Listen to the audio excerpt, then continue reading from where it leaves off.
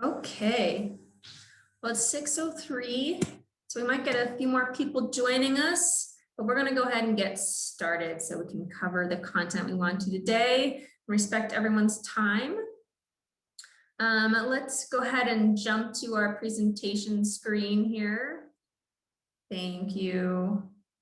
So you guys have joined the Green Valley Ranch Boulevard project virtual open house.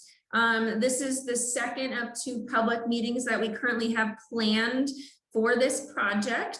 We're excited to have you guys all here. We're pretty far along in the design, and we're going to share some of the details of that design with you guys all today, and as well as the timeline and some other exciting items in relation to this project. Before we jump too far, I want to turn it over to Yvonne, who's able to provide Spanish translation today. So Yvonne, if you can just jump in and interpret for me. Irina. Hola, me llamo Yvonne Colín, estoy con el proyecto del Boulevard Green Valley Ranch. Si necesitan interpretación, pueden poner su nombre en el chat y podemos movernos a otro cuarto para poder pasar por la presentación. Y si tienen preguntas, también pueden usar la chat. Gracias. Thanks, Yvonne. So we'll see if anyone is needing those services today in the next couple minutes, but let's go ahead and get started. I want to introduce the project team so you know who you're talking to today. So I'm off on the left there. I'm Dana Hoffman. I'm the community designer for the Department of Transportation and Infrastructure for this area of the city. I help coordinate a lot of projects, and I am going to be acting as the moderator today to help facilitate questions and make sure those get answered. All right, so we also have our consultant project manager on the line today who's leading the design effort. That's Steve in the middle there.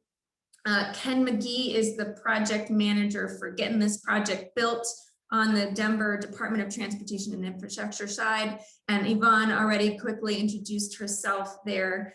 She's able to provide Spanish interpretation services if you need, and you should go ahead and enter that in the chat if that's the case.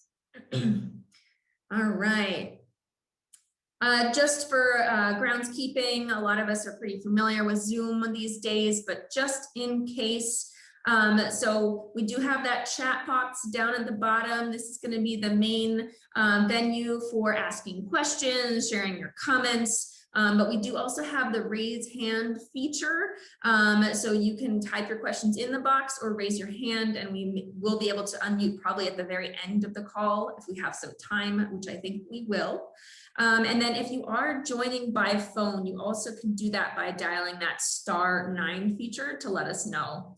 And as a reminder, we're a fairly small crew today, but do please be respectful of everyone else here who's on the call. We all have different perspectives, and we want to listen to those perspectives.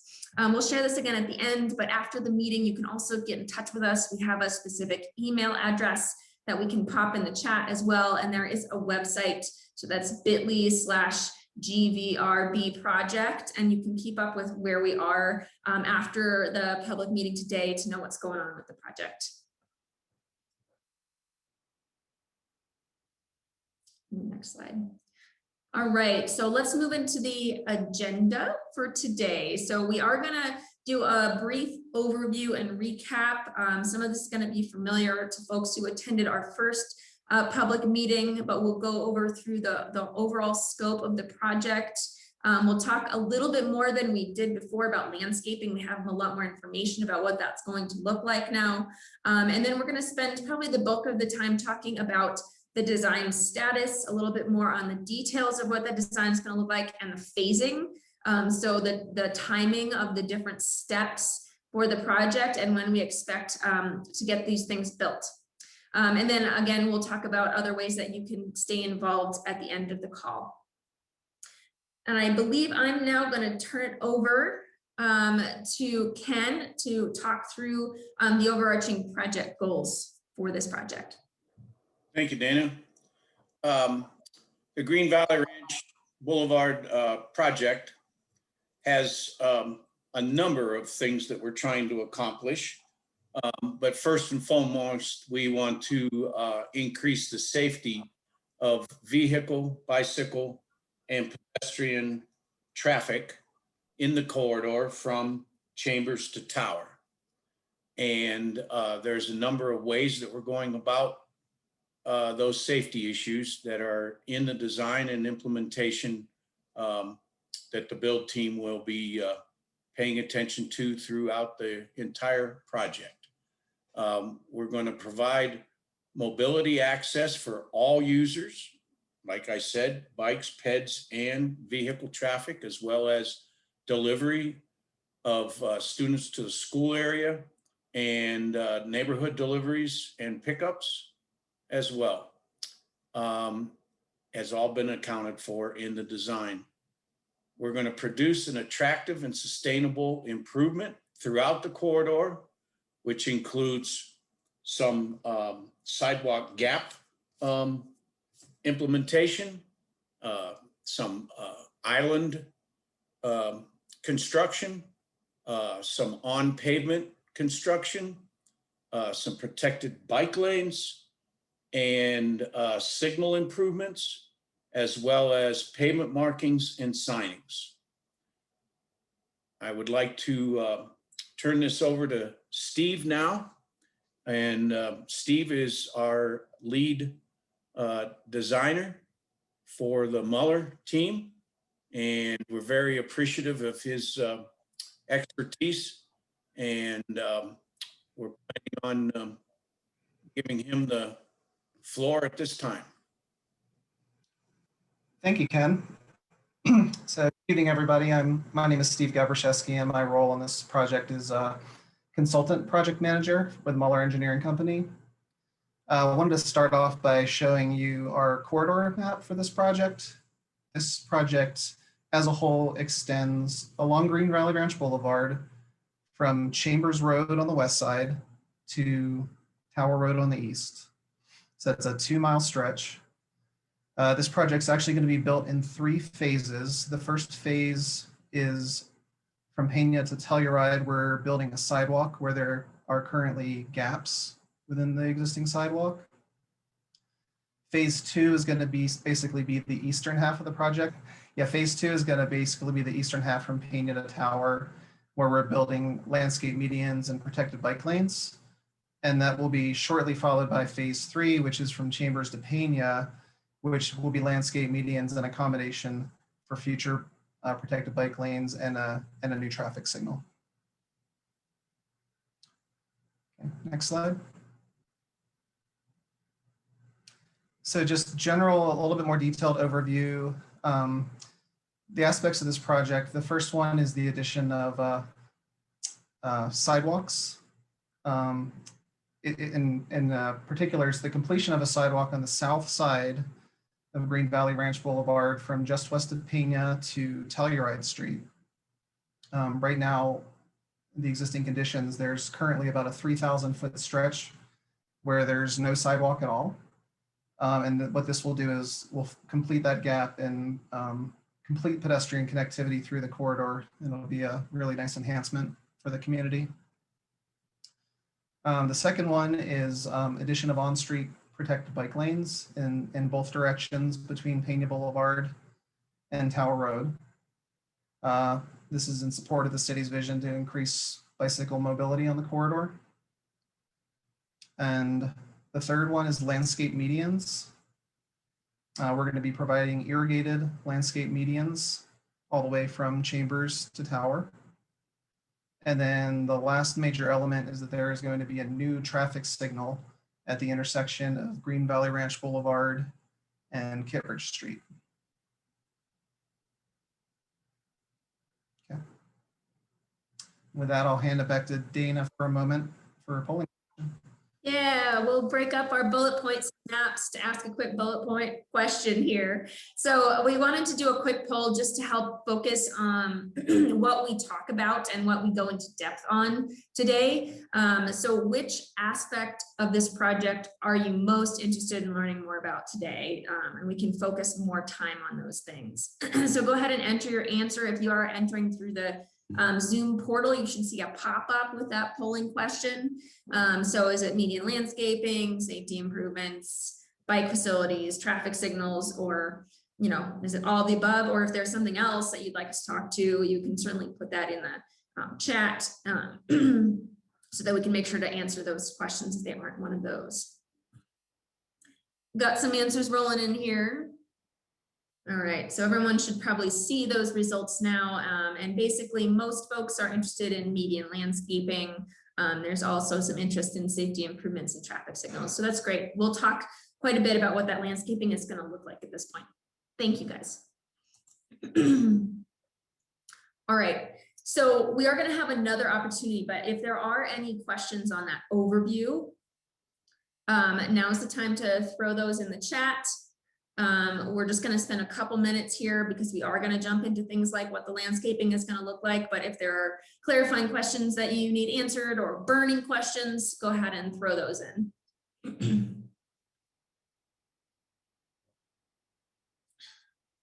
This is an easy crowd. We answered all your questions, or we bored you to sleep, one or the other.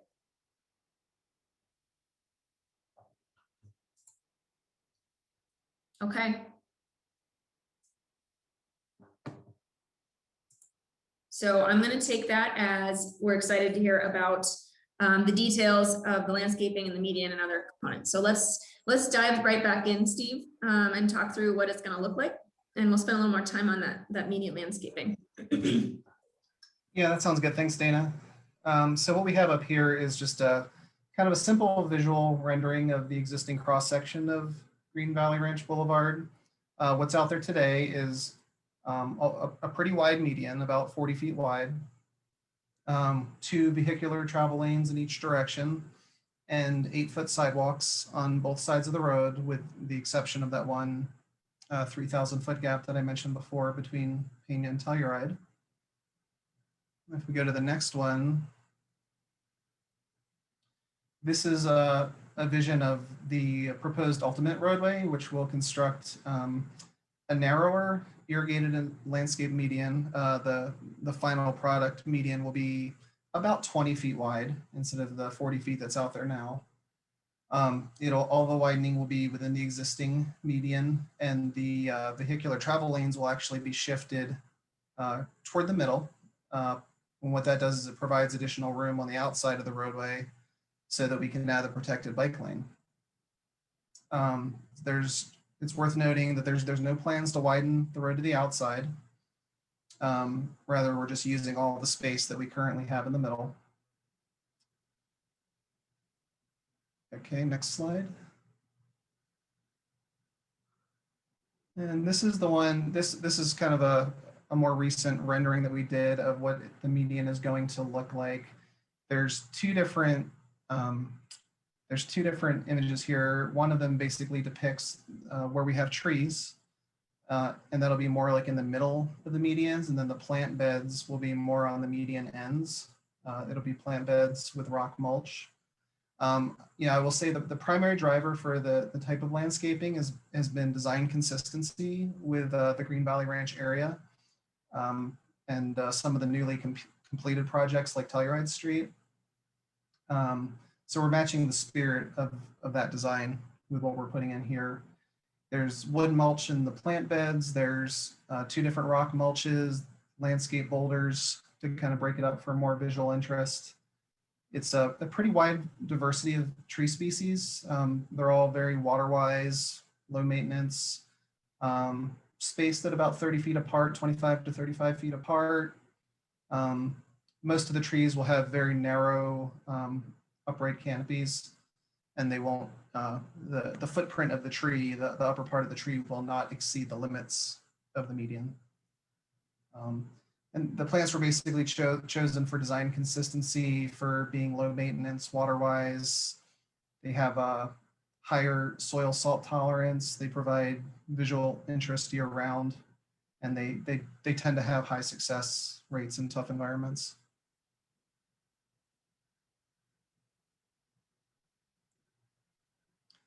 And then just going a little bit into the phasing portion of the project, this is a little bit new since last time, but We have broken into the 3 phases, phase 1 being that sidewalk gap project, and construction on that is going to be starting soon here in the middle of 2021.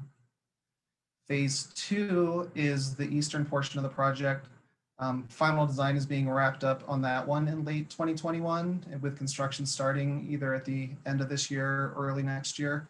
And similarly for phase 3, design is also being wrapped up on that one. There is a little bit of a lag of probably a couple of months. We're not exactly sure how much, but around the same time, we would expect phase 2 and 3 to start, with maybe phase 3 starting a little bit later.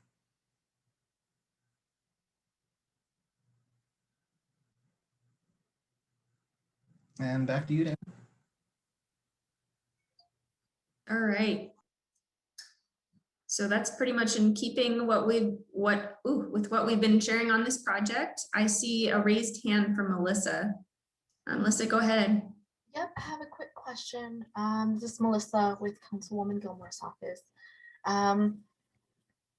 How were the projects spaced out again? What part was phase 1? What part was phase 2? I know when you were explaining it, I'm very visual, so I was like, oh no, what was phase 1 and what does phase 2 look like? What does phase 3 look like? And I think, and as well as you're putting out on the map, I think we got to be mindful of the folks on the phone. So restating what parts they are, and also in looking at the landscaping for the medians, that will be Parks Department doing that, correct? And Parks will be maintaining it moving forward, or what does that look like? I can take both of those for you. First of all, the question ladder, the construction will be done by a contractor hired by the city with city funding, and it will be maintained by Parks and Recreation. It is the only thing in the corridor that will be maintained by Parks and Recreation, from Tower to Chambers, in the island areas only. All the other maintenance is handled by maintenance districts along behind the curbs, okay? The phasing is a gap sidewalk project between Telluride and Pena Boulevard, mostly on the south side of the road, but there's going to be some signing and pavement markings and some pavement repairs, ADA compliant ramps, and 8-foot sidewalks that will fill in the areas that do not currently have walks. And then phase 2 will be from Pena to Tower, and that will include the protected bike lanes, the median work, and all the signing and striping that will go with that. And then phase 3 is from Pena to Chambers, with no protected bike lanes currently, with a shared path for vehicles, for a shared path for pedestrians and bikes on the north and south sides of the road on 8-foot pathways that are currently already built. And then that portion will accommodate things such as a new signal at Kittredge, and accommodate some future access from other development along that same corridor.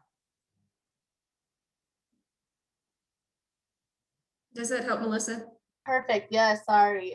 I know as we got to, we explained it in the beginning, we got to the middle, and then there was no pictures at the end, and I forgot what the area looked like. As soon as we got towards the end, I forgot how the phasing, what street marks were and how it looked. But thank you. I'm always looking at maps too. So I did have one last question. I know that some of our medians in Montbello, when they were landscaped, the irrigation didn't work in some of them, so that caused some of the trees to die and wither, and so they needed to be replaced. I just wanted to confirm, I know some folks may have questions who may not have be on this call, but just confirming that the median will be irrigated, or just a way to maintain that, you know, the trees don't die or things like that. And then they're stuck there till there's enough funding to be replaced. Yes, That's a Melissa, great question. yeah, that's a good question. The design of these islands is different than the islands that's been done in the past. This is state of the art with low volume water, being able to maintain with lower cost of water overhead and lower maintenance costs due to the type of landscaping that's being applied to these islands. So this has all been taken into effect. It's all been at the auspices of our Parks Department with a thorough design review, and we are implementing exactly what they've asked us to apply here so that they know they're going to be able to maintain this at as little effort as necessary. And this is Deb Turner. I'm an engineering manager. Yeah, and we're working with Parks, and Parks will have we'll be signing off on the irrigation and everything. So we've been working pretty closely with Parks on all of this, and we'll continue to do so through construction.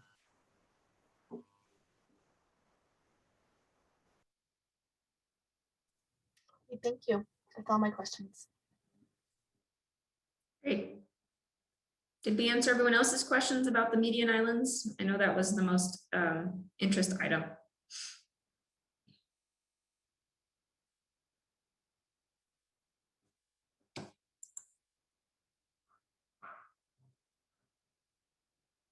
And Dana, can you remind folks on the phone how they can raise their hand again, in case they forgot?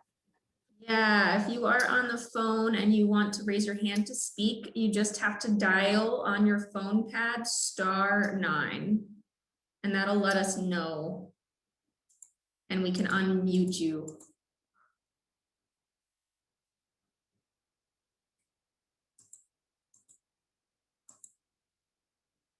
Okay.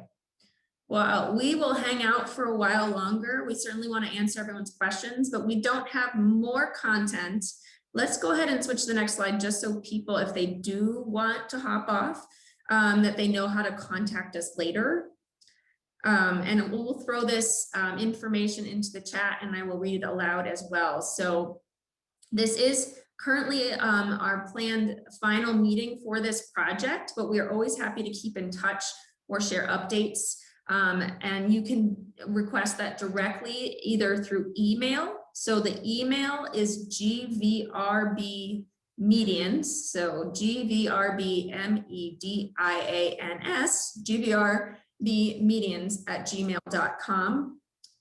And then we do have a website that we will be keeping updated. So that'll have the information about how the phasing is going and when construction is going to happen.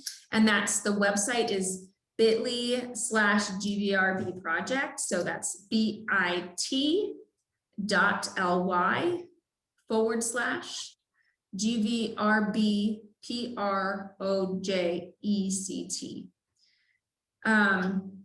So feel free to email us if questions come up after or you have concerns about the design. We're at what we call about 60%, which means we're moving along through the design pretty far along, but we're still able to make changes or modifications to accommodate major concerns. But we have coordinated quite a bit with DPR, and we've coordinated with adjacent development that is occurring along the corridor. So we have accounted for a lot of those things already. And you should be seeing the first part of under construction later this summer. I do have a quick question. I know that on the survey, there were folks interested in the light signal. Is there any light signal updates for that corridor, Kittredge and GVR Boulevard, I think? Yeah, there is going to be a signal there. I'll let Steve speak to sort of the details of what that'll look like. Or maybe that's Chris. It's up to you. Yeah, Chris can jump in if I'm missing anything. But yeah, it's going to be a new signal that that has full movement through the intersection. You know, all turning movements are going to be allowed, and yeah, it should just provide a lot more safety for the corridor, just because of reducing potential conflicts and whatnot. Do we know when that will be installed? So that will be part of phase 3. That's going to be in the western half of the project. So that construction will start in early 2022. Not sure what month yet, but yeah, based on the design wrapping up, that's going to lag a little bit behind phase 2 by a short period of time, but it should be underway early next year. And Steve, would that signal kind of be in the middle or towards the end of that construction effort, or we don't know yet? I don't think we know that just yet. I think a lot of it's going to depend on the contractor and how they want to phase things. I think it's likely that the underground portions of the signal would go in a little bit sooner, but the signal itself might come in a little bit later once some of the paving operations are complete. I know, Ken, You're right, Steve. Insight on that? Yeah, and the construction of the signal will be done periodically throughout the total phase 3. It most likely will not be put into operation until close to the end of phase 3, so that we're accommodating all of Oh. Ken, you may have frozen there a little bit. flow general traffic. So most likely we won't turn the signal on until we're ready to open up the corridor to traffic once construction is close to done. Yeah, so we're probably looking at, definitely mid next year, everything being in operation. Perfect. And so I know we also get the question of the other medians. So I know that this is the GVR Boulevard from Chambers to Tower, working on medians, road safety, including bike lanes, light signals. But what does that phasing look like for other unfinished medians in Green Valley Ranch Boulevard? Do you mean sections outside the project area? Yes.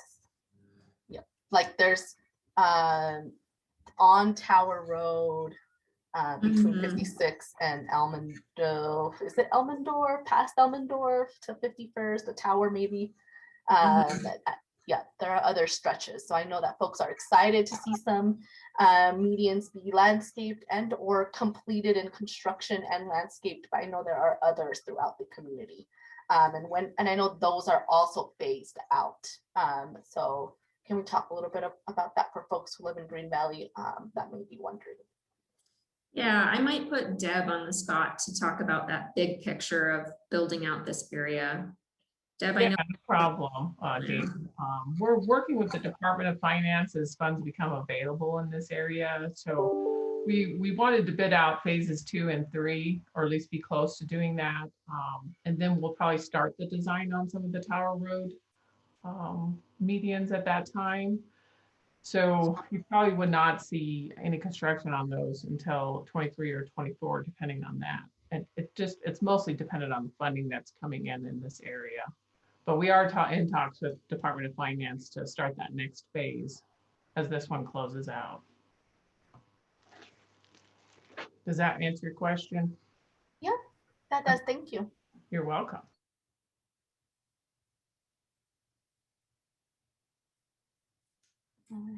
Stella, I'm gonna put you on the spot. You got any questions, Miss Stella? I see you on here. Yeah, no, I don't have any, but I was just thinking whether or not the road would be closed up there by DSST during the process of this work. There will not be any full road closures at any time during any part of this construction. There will be limited traffic in single lanes at times due to the construction adjacent to that work area, but will not be any full lane closures or full road closures, excuse me, during any of this construction. Okay, because I know a lot of students tend to walk and there'll be a lot of traffic along that area. That is certainly a safety consideration that's been taken into the design, and it will be stressed at the time that we get a contractor on board of how important it is to accommodate that traffic. Thank you. Thank you Yeah. for bringing it to our attention. Sure. Yeah, thanks. So we do have some good contacts with that campus as well. So we'll be keeping them abreast of when we're doing partial closures. Okay. For the folks that live in the Avion and Parkfield communities, as the work is being done on the medians, how would the ingress and as people are exiting the community look like? Because there's no light signal. Will there be traffic monitoring as people enter, turn left, turn right? Maybe the people who turn left, who cross the entire median, as there's construction work on the medians. I don't know, landscaping work. Just a thought. Yeah, that's also a great question, Melissa, and thanks for bringing that to our attention. Ken, you can jump in, but obviously we're aware of specific access. So whatever the contractor decides to do with sort of the construction process, they have to maintain full access to things like the developments in those areas. So they likely would see sort of a little more congestion trying to get in and out of the development, but there won't be any full closures associated with that. That's something that contractors working with us just have to figure out and be innovative so that we can provide that access throughout the construction process. We will keep folks up to date, and that's something that we could do is add interested parties to the list and keep the website up to date so that they know when those construction things are happening. And when they might expect to see a little more congestion during the actual construction time. Ken, Good answer. There will be times when traffic will be limited in directions of possibly a right turn only, depending on what's taking place in that median area, because if something needs to be removed and replaced, and accommodating that through traffic may be a very difficult thing. But that'll be minimized and scheduled, and we'll keep public updates so that everyone is abreast of exactly what we are doing in our construction phasing. But those types of things will be addressed once we get a contractor on board, and all of our permitting goes through our right-of-way services department, who's very thorough in making sure that we're accommodating everything through the manual or uniform traffic control devices, and everything's kept up to current standards to make things as safe and accessible as possible. Alrighty, perfect. And I think, if you, Dana, just continue sending information to us, we can make sure to give it out to the community we're part of, different Facebook groups, community groups, so Green Valley Ranch community Facebook page, but also the Avion community, which is right adjacent to Green Valley Ranch Boulevard, as well as Parkfield. So those entering and exiting Kittredge could know, it could see updates of, oh, I might want to try a different exit, or I know Avion doesn't really have that option, but just how they can think about, as the weeks to come, if it's going to be busy. Yeah, we really appreciate council's help in getting that out there. I will certainly be with this project through construction and making sure that the contractor scope includes the right kind of sort of outreach tools, and making sure that we get those out to you guys to help us make sure that everyone knows when those things are coming. So thank you.